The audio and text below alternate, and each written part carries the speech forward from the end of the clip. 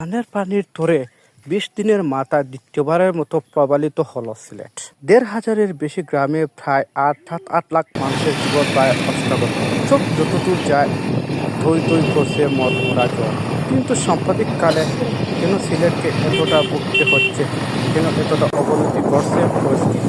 গত কয়েকদিন যাবৎ সামাজিক যোগাযোগের মাধ্যম বন্যার পরিস্থিতি স্মরণকালের সবচেয়ে বাজে পরিস্থিতি ২০২২ সালে। এর মতো না হলে বর্ষা মানে এখন দফায় দফায় সিলেট কুলৌরা ডুবে যাওয়া। এখন আমরা আপনাদেরকে ঘুরে ঘুরে বন্যার পরিস্থিতি দেখানোর চেষ্টা করব ভিডিওর মাধ্যমে।